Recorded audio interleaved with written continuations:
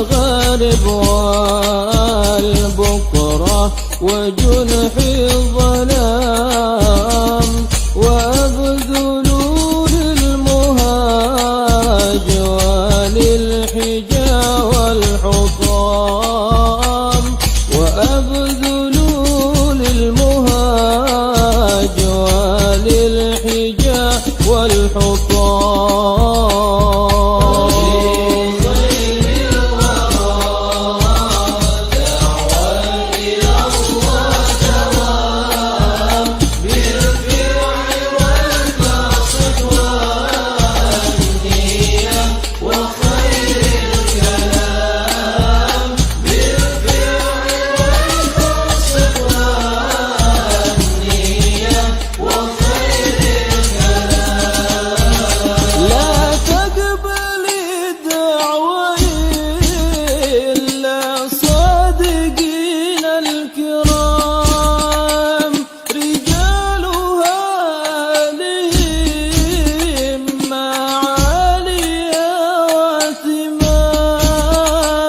يقفون سعي النبي إمام بعده إمام، قاموا بحق الرسالة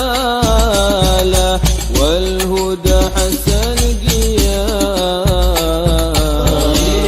خير الورى دعوة إلى الله دوام،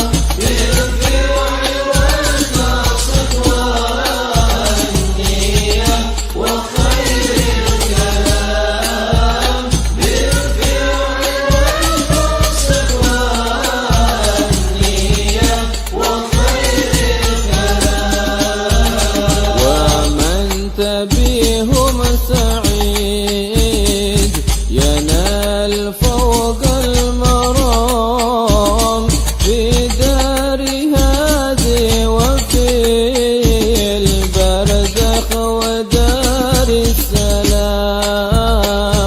يا إخوة صدق هال من له بربه هيام، يشتاق خير كل الأنام، يشتاق قرب ورفق خير كل الأنام. خير الورى دعوة إلى الله دوام، بالرفع والمقصد والنية وخير الكلام، بالفعل والقصد والنية وخير الكلام.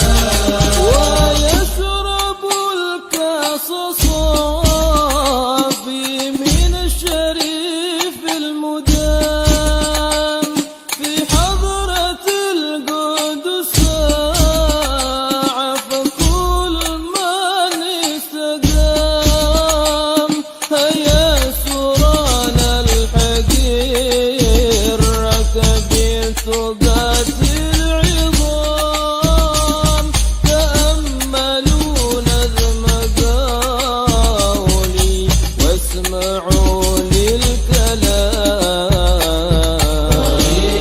خير الورى دعوة إلى الله دوام، بالفعل والقصد والنية وخير الكلام، بالفعل والقصد والنية وخير الكلام.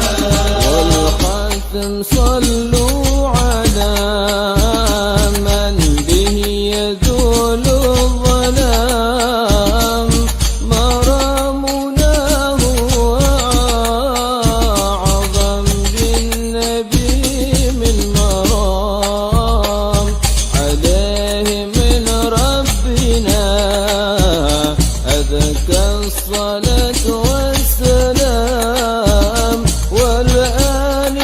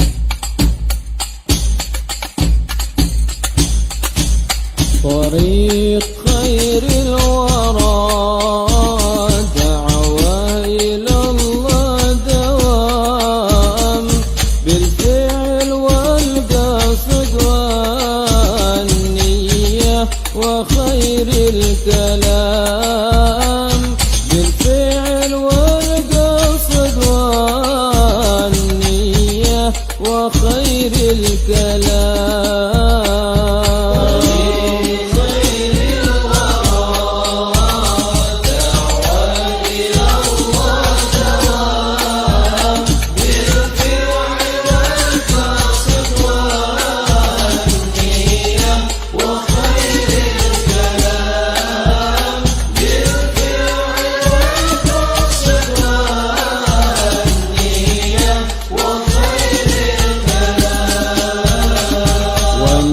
تبع للنبي يرقى إلى على مقام هيا انشروا يا جماعة دعوة في الأنام بالشرق والغرب والبكرة وجنح الظلام وأبذلوا للمهاج وللحجا والحطام وأبذلوا للمهاج وللحجا والحطام.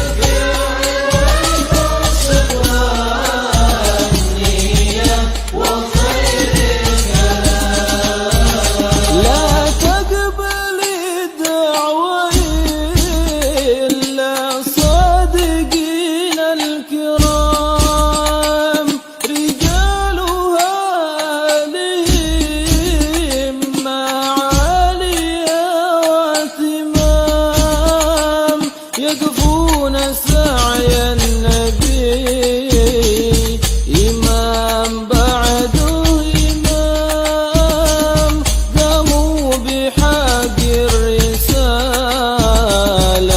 والهدى حسن قيام. خير الورى دعوة إلى الله دوام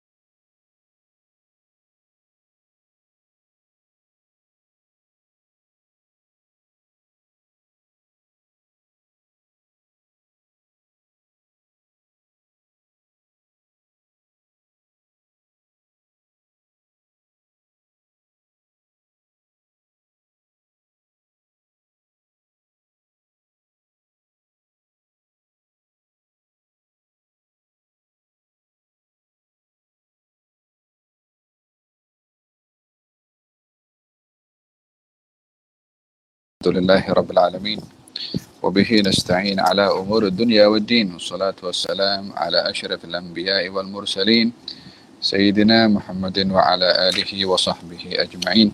الحمد لله رب العالمين والتعليم وبه نستعين على أمور الدنيا والدين والصلاة والسلام على أشرف الأنبياء والمرسلين سيدنا محمد وعلى آله وصحبه أجمعين. والدعاء والتعليم وبه نستعين على أمور الدنيا والدين والاستفادة والسلام على أشرف الأنبياء والمرسلين سيدنا محمد وعلى آله وصحبه أجمعين. والدعاء والتعليم وبه نستعين على أمور الدنيا والدين والاستفادة والسلام على أشرف الأنبياء والمرسلين سيدنا محمد وعلى آله وصحبه أجمعين. والدعاء التعليم والتعليم وبه نستعين على أمور الدنيا والدين استفادة والسلام على أشرف الأنبياء والمرسلين سيدنا نبينا على آله وصحبه أجمعين طلابنا تعليم والتعليم وبه نستعين على أمور الدنيا والدين استفادة والسلام على أشرف الأنبياء والمرسلين سيدنا نبينا على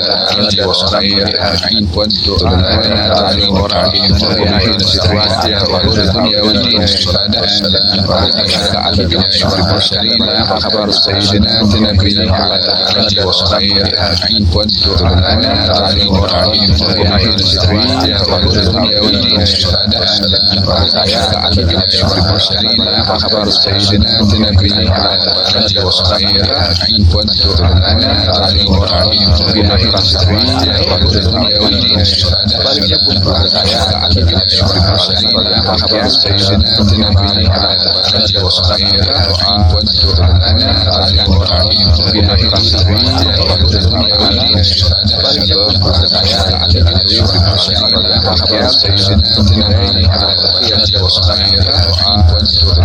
تعليم والتعليم وبه نستعين على أمور الدنيا والدين استفادة والسلام على أشرف الأنبياء والمرسلين سيدنا نبينا على آله وصحبه أجمعين طلابنا تعليم والتعليم وبه نستعين على أمور الدنيا والدين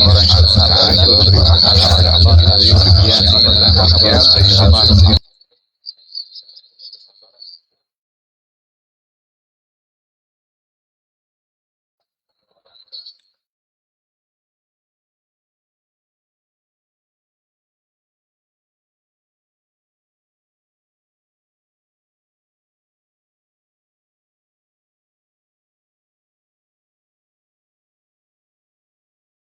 berada di tempat, berada di bumi yang tidak luput daripada ujian dan dugaan. Fabashshirus sabirin, sampaikan kabar gembira kepada orang yang bersabar. Moga-moga Allah Subhanahu wa taala di tempat, berada di bumi sabar yang tidak luput daripada ujian dan dugaan kepada kita. Fabashshirus sabirin, sampaikan kabar gembira kepada orang yang juga dalam keyakinan insyaallah. Semoga Allah Subhanahu wa taala di tempat berada di bumi yang tidak luput daripada ujian kepada kita. Fabashshirus sabirin, sampaikan kabar gembira kepada orang yang juga dalam keyakinan insyaallah. Semoga Allah Subhanahu wa taala di tempat berada di bumi yang tidak luput daripada ujian kepada kita. Fabashshirus sabirin, sampaikan kabar gembira kepada orang yang juga dalam keyakinan insyaallah. Semoga Allah Subhanahu wa taala di tempat berada di bumi yang tidak luput daripada ujian kepada kita. Fabashshirus sabirin, sampaikan kabar gembira kepada orang yang juga dalam keyakinan insyaallah. Semoga Allah Subhanahu wa taala di tempat berada di bumi yang tidak luput daripada ujian kepada kita.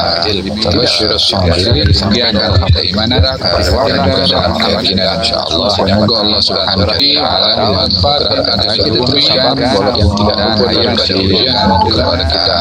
Fabashshirus sabirin, sampaikan kabar gembira kepada orang yang juga dalam keyakinan insyaallah. Semoga Allah Subhanahu wa taala di tempat berada di bumi yang tidak luput daripada ujian kepada kita. Fabashshirus sabirin, sampaikan kabar gembira kepada orang yang juga dalam keyakinan insyaallah. Semoga Allah Subhanahu wa taala di tempat berada di bumi yang tidak luput daripada ujian kepada kita.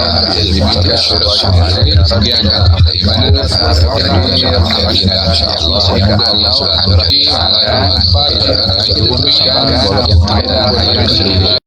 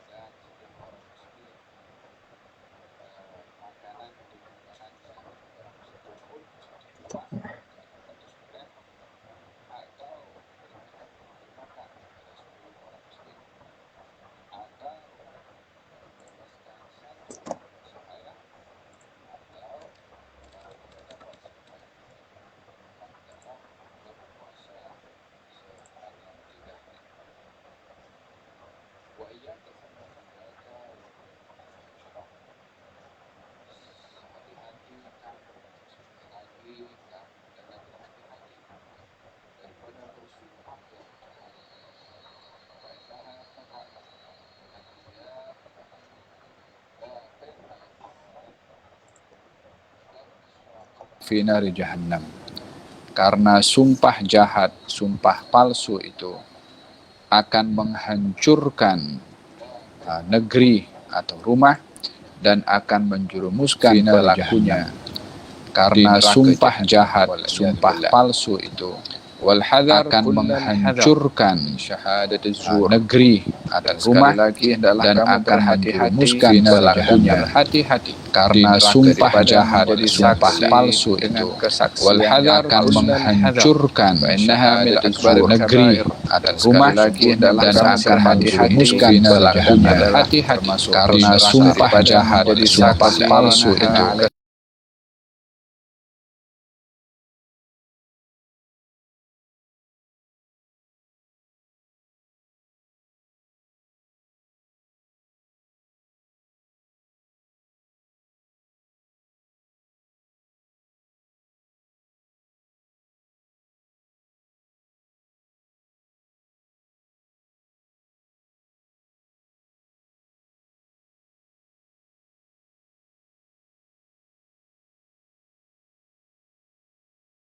saksi dengan saksi yang palsu.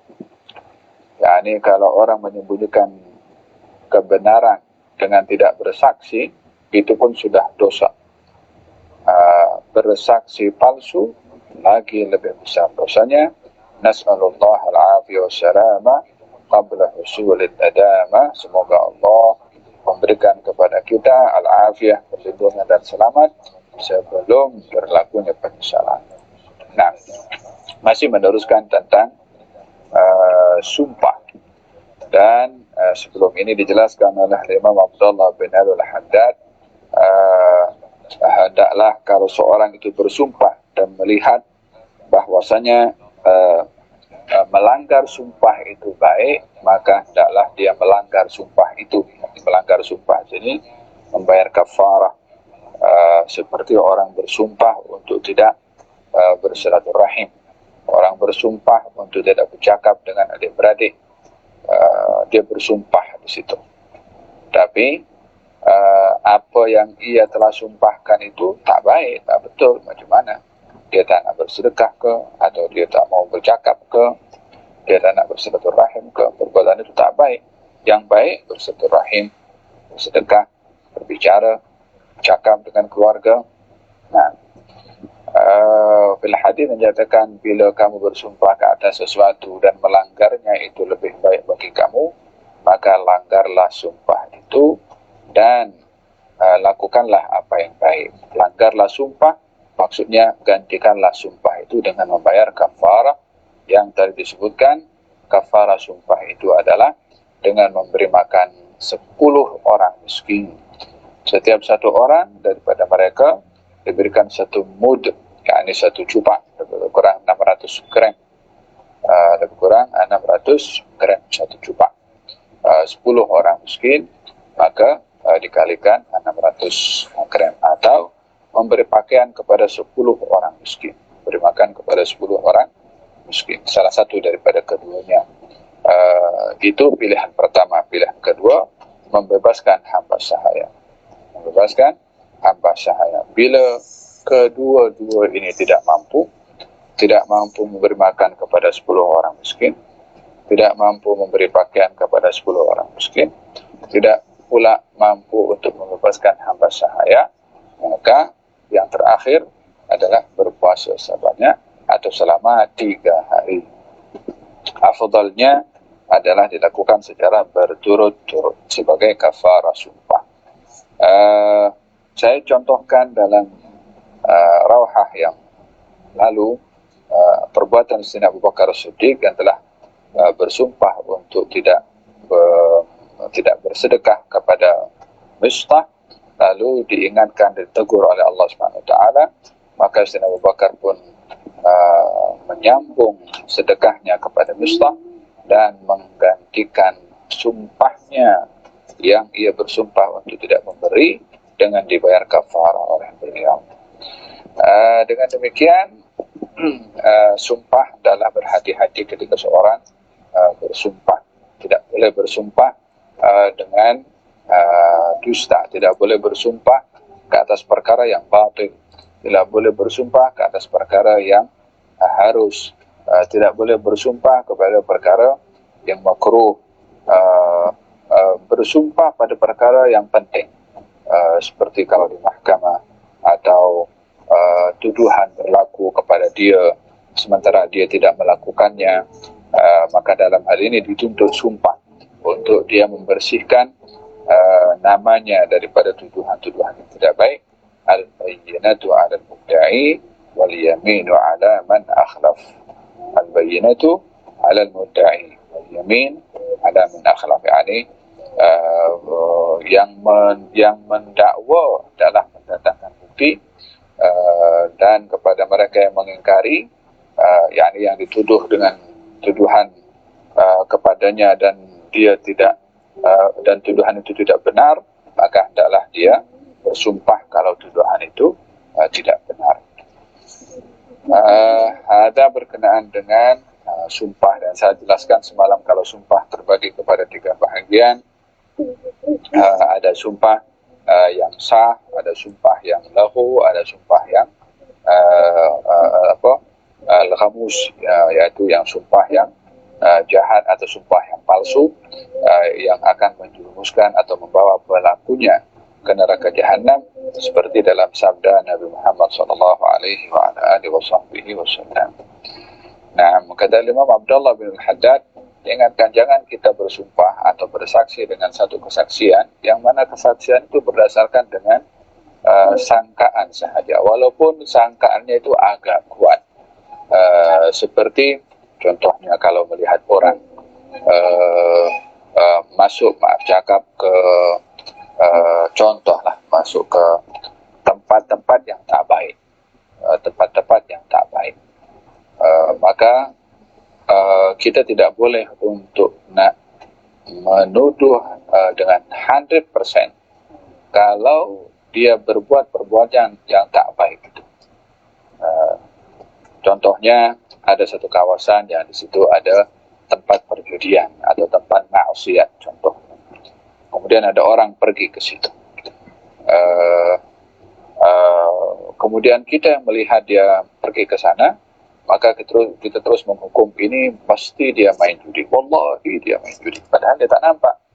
Dia hanya nampak masuk situ. Kot mungkin nak panggil kawannya, atau mungkin ada orang yang ingin dicegah daripada bermain judi, atau mungkin ada hal-hal yang tertentu dia nak jumpa seseorang yang mustahak sangat untuk dijumpai pada ketika itu.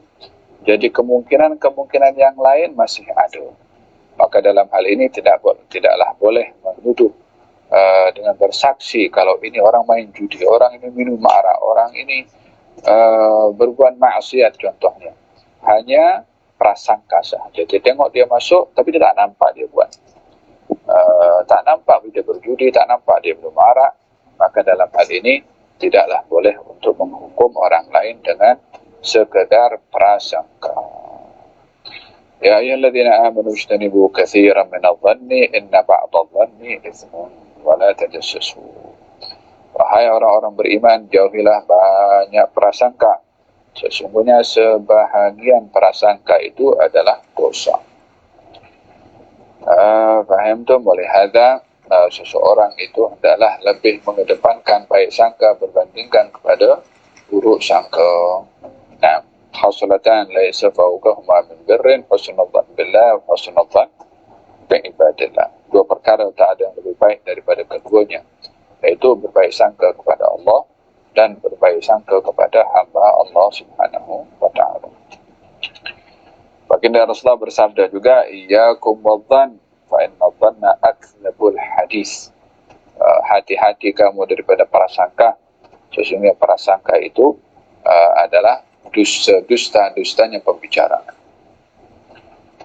Bila itu prasangka adalah prasangka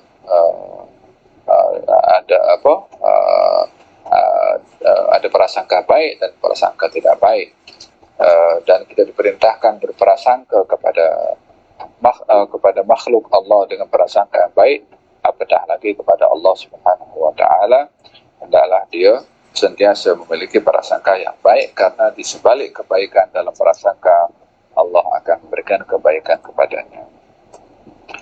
La ilaha illallah. Olehada kata Imam Al-Haddad diingatkan di sini untuk kita berhati-hati daripada bermuamalah dengan prasangka, menghukum kepada orang lain. Fahimtum, kita nampak orang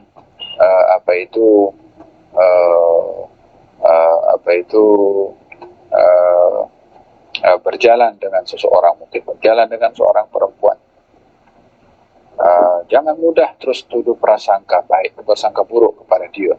Oh, ini jangan dia punya girlfriend. Oh, ini jangan tuduhan tak baik.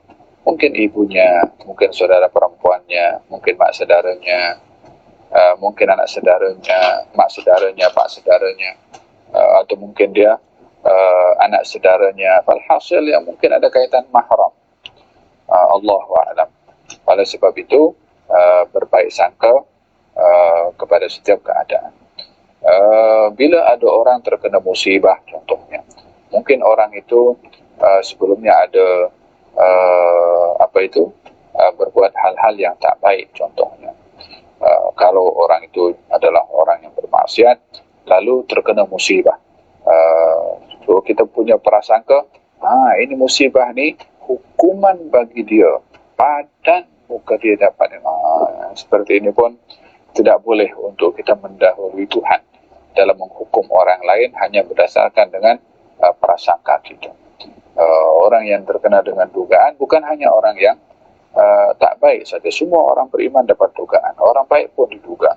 Para anbiya diduga. Para rasul pun diduga. Kenapa kita menilai dugaan itu sebagai hukuman? Sementara semua manusia tidak akan terlepas daripada dugaan.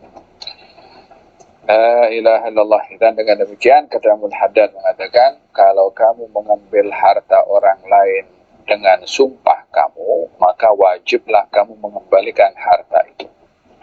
Ini bila seorang jumpa wallet di jalan, contoh, atau jumpa duit, jumpa duit RM100. Kemudian ada orang datang, kau jumpa aku di sini, duit kat sini ke? Tak ada, tapi takkan kamu pegang duit? Ya, ini duit aku ni, wallahi ini duit aku. Padahal dia jumpa jalan, bukan duit dia. Maka dengan cara apapun seseorang itu bila mengambil duit orang lain dengan melalui sumpah, maka kewajiban baginya dua. Yang pertama, mengembalikan duit itu kepada tuan punya duit. Kalau tidak, maka dia termasuk telah mengambil harta orang lain dengan cara yang tidak hak, dengan cara yang tidak benar. Dan ini adalah perbuatan batil. Wala ta'kulu amwalakum bainakum bil batil. Janganlah kamu makan harta antara kamu dengan cara yang batil. Mengambil harta dengan rasuah, mengambil harta dengan mencuri, mengambil harta dengan sumpah palsu, kesemua itu adalah perbuatan yang dosa, yang wajib bagi pelakunya untuk mengembalikan harta tersebut kepada Tuhan yang mempunyainya. Kalau tidak, maka taubat itu tidak cukup bagi seorang yang mengambil harta orang lain, melainkan mengembalikan harta itu kepada Tuhan yang punya harta. Imam Nawawi ada menyebutkan syarat-syarat taubat di situ ada 4. Yang pertama, an-nadam, menyesal.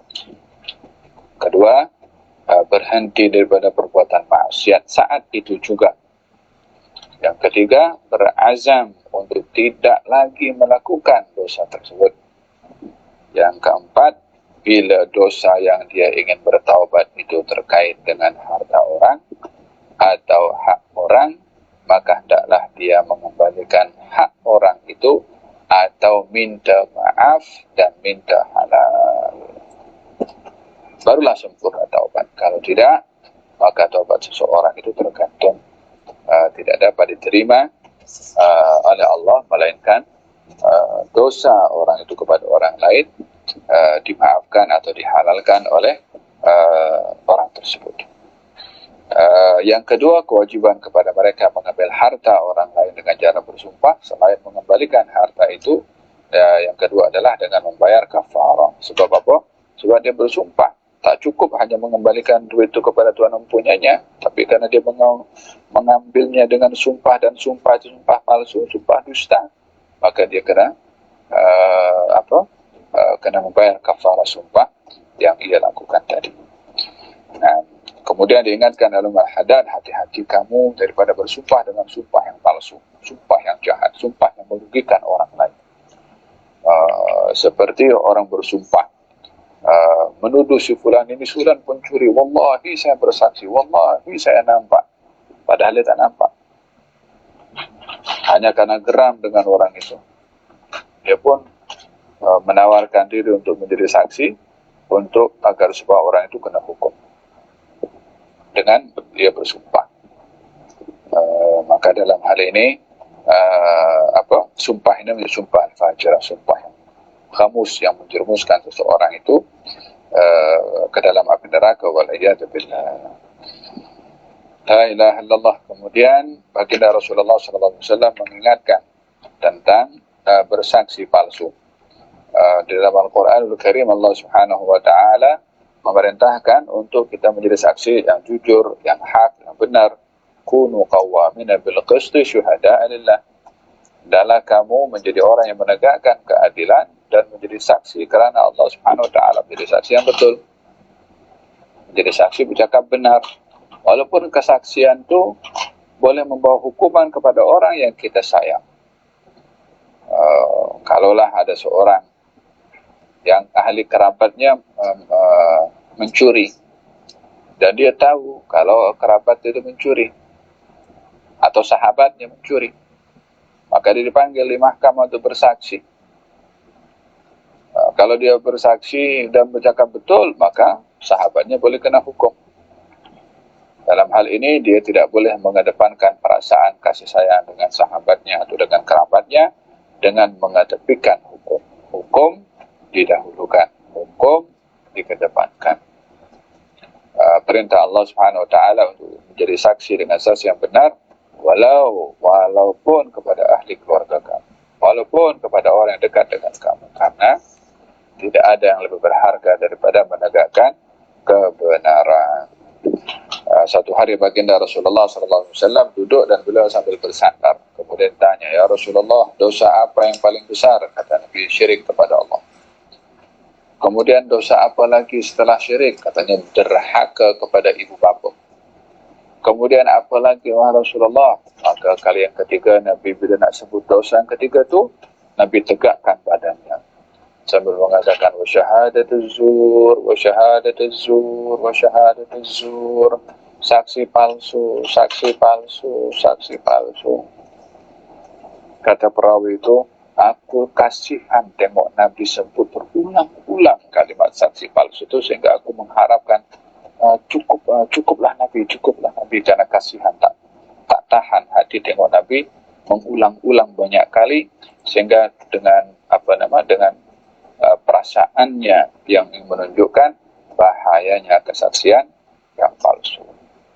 Dalam hal ini bersaksi palsu bukan hanya di mahkamah saja yang dilarang, atau di madrasah pun juga tak boleh menjadi saksi palsu.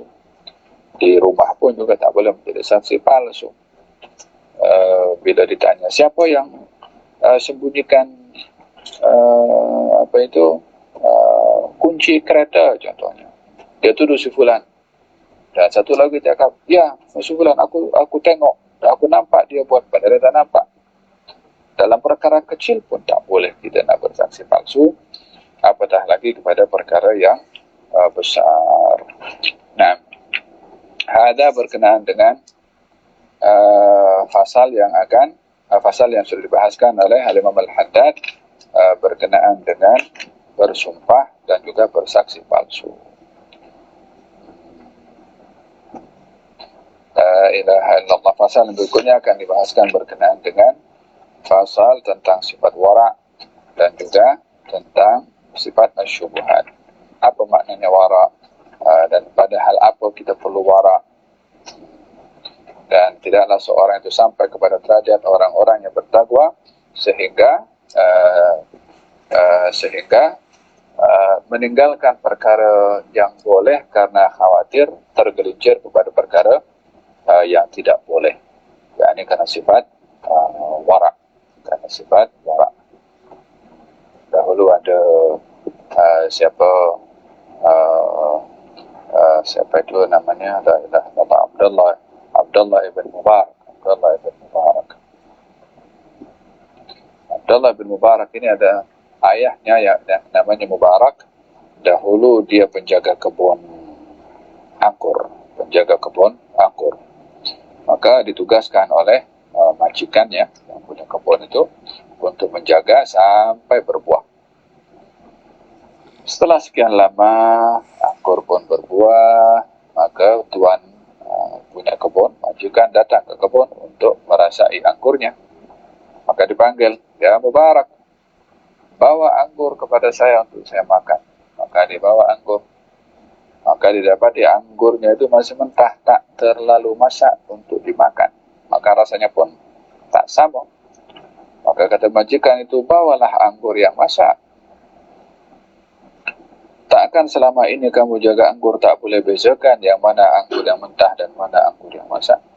Katanya, wahai tuanku, saya hanya penjaga, saya tak pernah rasa. Kata majikan itu mengatakan, selama engkau jaga kebun anggur ini, satu pun engkau tak makan? Katanya, satu pun aku tak makan. Kau suruh aku jaga, bukan memperbolehkan untuk merasa. Ya subhanallah. Akhirnya kata majikannya, mulai hari ini aku izinkan engkau untuk boleh merasa. Barulah anggur tadi setelah ditanam apa semua dirasa sehingga boleh bezakan yang mana masak, yang mana tidak masak. Maka ketika itu datang majikannya sekali lagi dan minta anggur. Dibawalah anggur yang masak dan Abdullah bin Mubarak memberikan anggur yang sedap. Ini semua wara'.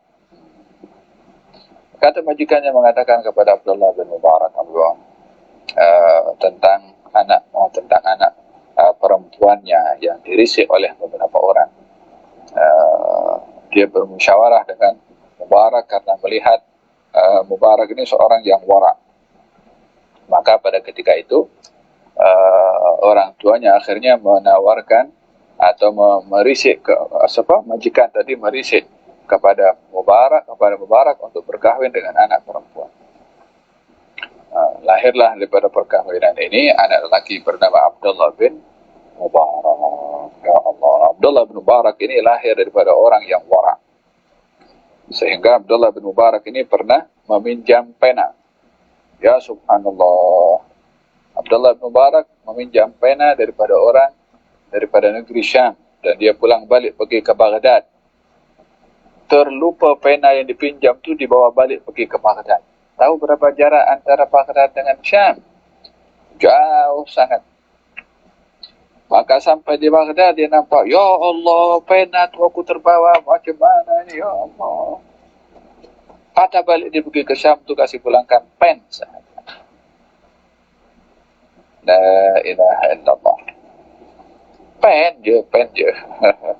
Ya, tapi karena dia wara', tak mau mengambil harta orang lain. Jadi ada Abdullah bin Mubarak, orang yang wara', lahir daripada orang tua yang sangat wara'. Kita akan bahaskan tentang wara' ini pada pertemuan yang akan datang insyaAllah. Kita berdoa kepada Allah, moga-moga Allah SWT berikan kepada kita kesabaran, ketabahan, istiqamah, dan moga-moga Allah SWT berikan kesembuhan kepada kita, kepada ahli keluarga kita dan orang-orang kita sayang. Dan moga-moga Allah SWT kembalikan kita ke rumah tangga, ke keluarga kita, ke pangkuan keluarga, ke madrasah dalam keadaan selamat insyaAllah, dan dapat melaksanakan amal ibadah puasa Ramadan bersama dengan kawan-kawan di madrasah, dapat beribadah tarawih dan menghatamkan Al-Quran. Amin, Allahumma amin. Sallallahu alaihi wasallam Muhammadin wa ala wasallam. Alhamdulillahi rabbil alamin. Bisirril Fatihah. Bismillahirrahmanirrahim. Ar-Rahmanirrahim. Shiratal ladzina an'amta 'alaihim. ربنا انفعنا بما علمتنا رب علمنا الذي ينفعنا رب فقهنا علمنا وفقه لنا وقرابات لنا في ديننا مع أهل البطر أنثى وذكر. رب وفقنا وفقهم بما ترضى قولا وفعلا كرما ورزق الكل حلالا دائما وأخلا أتقياء علماء نحظى بالخير ونكفى كل شر. ربنا وصلح لنا كل الشؤون وأقر بالرضا منك العيون واقض عنا ربنا كل الديون قبل أن تأتينا رسل منون وفرستر أنت أكرم من ستر. وصلاة الله تغشى المصطفى من إلى الحق دعانا والوفاء بكتاب فيه للناس شفاء وعلى الآل الكرام الشرفاء وعلى صحب المصابيح الورار. اللهم اهدنا بهداك واجعلنا ممن يسار في رضاك ولا تولنا وليا سواك ولا تجعلنا ممن خالف أمرك وعصاك وحسبنا الله ونعم الوكيل. لا حول ولا قوة إلا بالله العلي العظيم. يا ربنا اعترفنا بأننا اقترفنا وأننا أسرفنا على لظى أشرفنا فتب علينا توبة تغسل لكل حوبة واستر لنا العورات وآمن الروعات واغفر لوالدينا ربي ومولودينا والأهل والإخوان سائر الخلان كل ذي محبة أو جيرة أو صحبة والمسلمين أجمع آمين. ربي اسمع فضلا وجودا منا لا باكتساب منا بالمصطفى الرسول نحظى بكل سول بالمصطفى الرسول نحظى بكل سول بالمصطفى الرسول نحظى بكل سول. صلى وسلم ربي عليه عد الحب وآله وصحبه عداد طش السحب والحمد للإله في البدء والتناهي حمدا كثيرا دائما هبة النسائم. سبحان ربك رب العزة عما يصفون سلام على المرسلين والحمد لله رب العالمين في كل لحظة أبدا. هذا خلق رضا نفسه وزنة عرشه ومداد كلمات. تقبل الله